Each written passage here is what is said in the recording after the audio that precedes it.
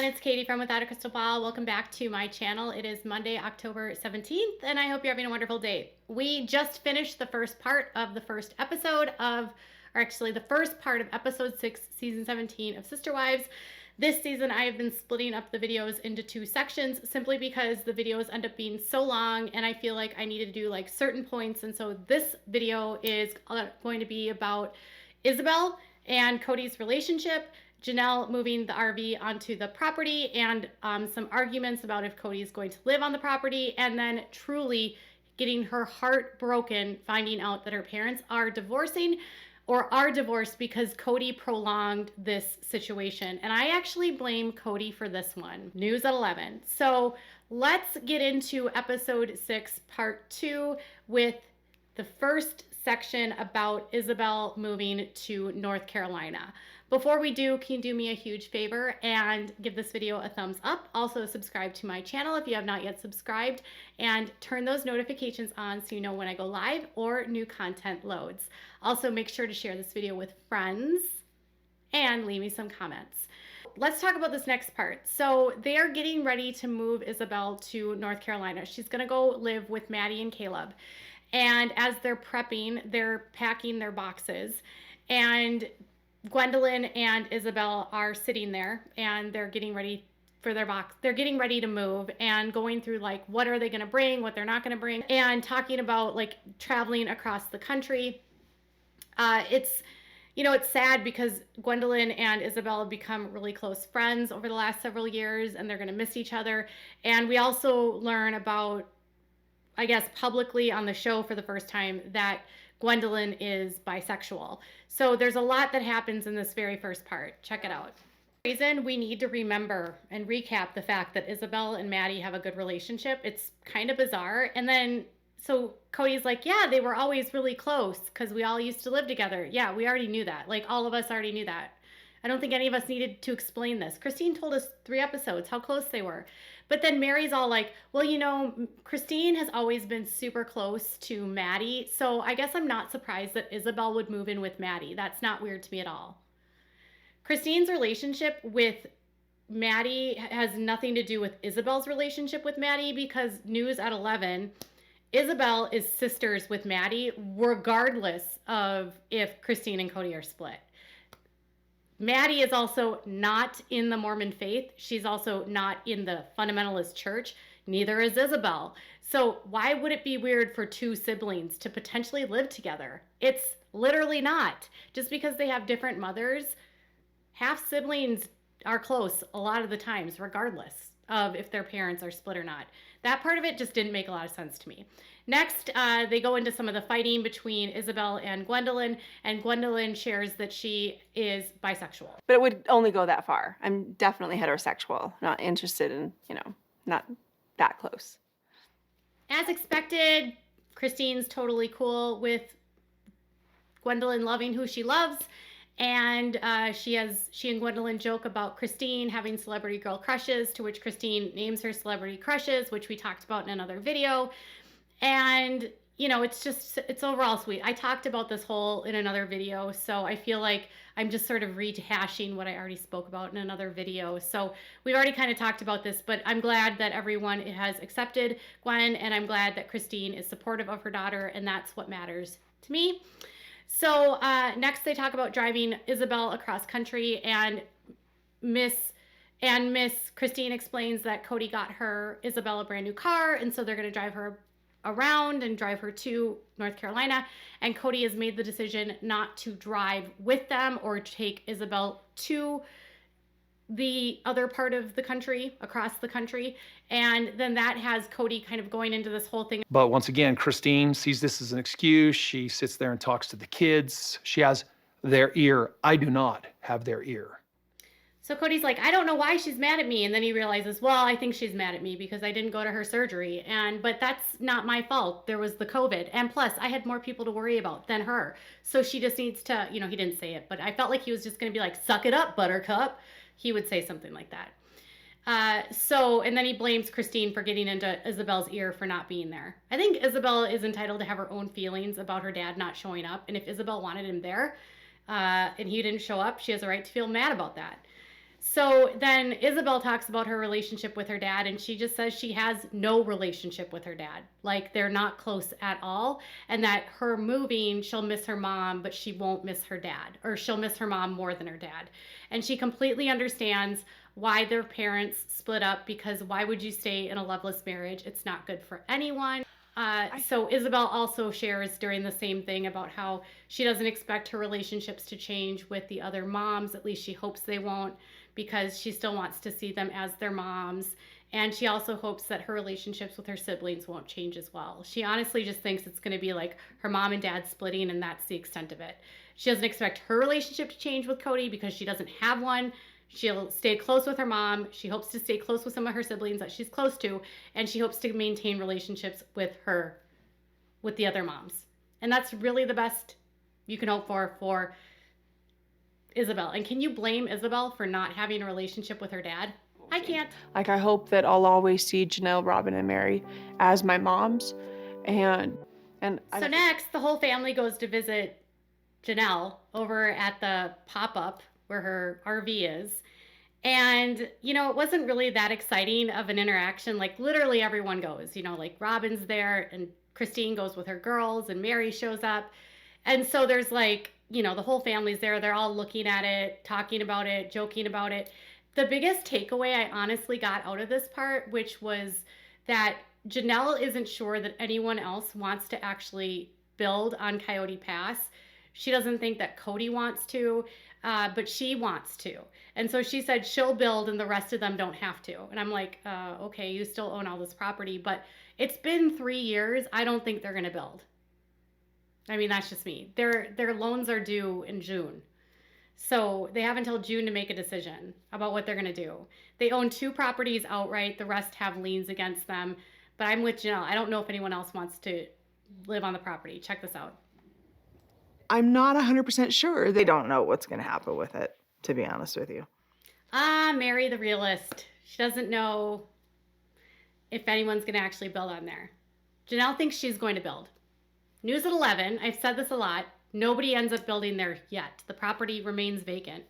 These real estate issues that they have are ridiculous. They bought 4 lots. There's literally 0 reason why they should subdivide them.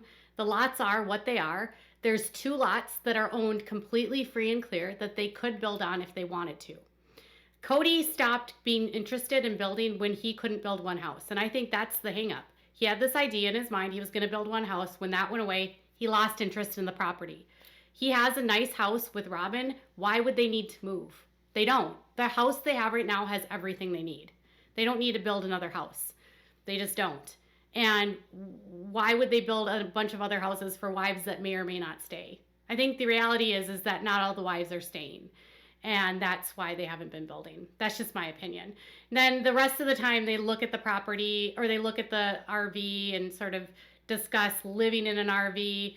I think we talked about this in another video, but Kody's like kind of being a diva about living in the RV, living in a trailer, which, by the way, there are literally people all around the country that a trailer is their only warm house. Or some people willingly live in trailers because they like them. Some people live in single wides. Some people live in double wides. Some people live in RVs. That doesn't mean you're less than. And I think it goes without saying that Robyn lived in a trailer before she met the Browns. It's so funny how she's become so above living in a trailer. This is not a small trailer, by the way. This is a bougie trailer that has 2 bathrooms, 2 bedrooms. That place is nice for what it is. And it's not like some rundown, just like hole in the wall, single wide that's like dilapidated. It's not. It's a nice trailer. This is a nice trailer. It's a $100,000 trailer. Who wants to bet that Kody was fine living there, but then he got back to Robyn's house and Robyn's like, ew, you're going to live in the trailer? And he was just like, oh yeah, ew, why would I live in the trailer? I think that's exactly what happened. I mean, seriously. But that's just my opinion. So, the other funny thing that I think happens here is they talk about her dogs, and basically Janelle picks the dogs over Kody. Who believes these 2 are intimate? Who? I don't. These 2 are so platonic, it's beyond platonic. These 2 are like friends. These 2 are like brother and sister. They're like Raggedy Ann and Andy. They are not getting it on. And he's trying to make it seem like this bed is a sacred space for him commingling with his wife. And she's all like, yeah, you're never here. I'm picking the dogs. Like, thank you. You're not getting anything in the bedroom, Kody. The dogs win. But the part here that I think is funny is Robyn gets really grossed out by that. She can't handle the fact or thought that Kody does it with anyone but her. Can I run and hide, please? I don't want to be. Didn't talk with him about getting this trailer, and so now he'll make his own choice, and she's got a small place and she doesn't have hot water. Newsflash, these types of RVs and fifth wheels have water heaters, so he's so full of it. Anyways, he's just being a diva. And again, I think he was talking to Robyn, but Christine knew that he's going to use this as an excuse not to spend time with her. And, you know, Janelle's just already she's already decided that she's going to pick the dogs because she knows that Kody's not going to be there. I mean, let's be honest. So the final part of this is telling Truly about the split. And this actually is the saddest part of the last part of this episode. And Christine actually admits to breaking her daughter's heart.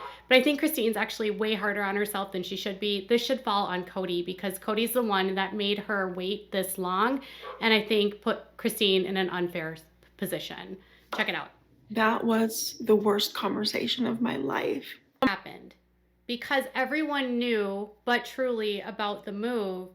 She was caught because McKelty called her and she asked about the move. And she said that she was excited to move too. And Truly heard her. It was only a week ago or so that they wanted to tell Truly and Kody said no. So now she finds out this way, exactly what Christine wanted to avoid. And now she's forced to tell Truly without Kody there in a manner that Kody won't be there, which is going to make Kody freak out. And obviously she takes the path of, I'm going to tell her everything. So she explains to Truly that they are getting a divorce, or that they already are divorced, that they are moving, and she tells her everything about the situation because she doesn't want to hold back. She also doesn't want to give Truly false hope. And I talked to you about this in another video where, you know, she was just basically like, she needs to know everything. She wanted to make it known that just because we're divorcing doesn't mean this is going to be a bad. Like, she doesn't want her to think that mommy and daddy are going to fight now. You know, she wants to make this as seamless as possible for Truly. But it's obviously devastating for her daughter. And they didn't film it because it was such a sensitive conversation, which I respect them for. I can get that for her. Christine's rationalization for moving is that she and Truly are going to be alone once Gwendalyn moves out and Isabelle leaves. And then it's literally just going to be the two of them in that house by themselves. Kody literally never comes over, and she won't have access to other people because she literally doesn't have relationships with anyone else. She said, we really don't see anyone else in this family. So Kody's going to try to change everything by having a relationship with her. That's why in the previous video I told you he wants to start having Truly come over to his house, where he's probably going to try to get into Truly's ear. But you know, for her, she just wants to surround her by her siblings that love her. And if you look at social media, Truly just got Student of the Month. She's loving her new school. She's constantly with her siblings. She looks like she's having a blast. They've been going on trips and having fun together. I think Truly is doing really well despite the separation from her father, and they don't see each other anyway. Kody obviously had something to say about So this. it's almost like this is just following things up, I feel like, for a very long time to justify this to her children. Who wants to believe that Kody is going to now play the parental alienation card?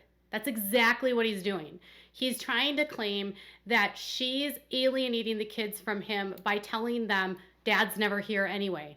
Is that the truth? Yes. So Kody wants the wives to say to them, well, dad's not here a lot, but when he's here, it's fine, right?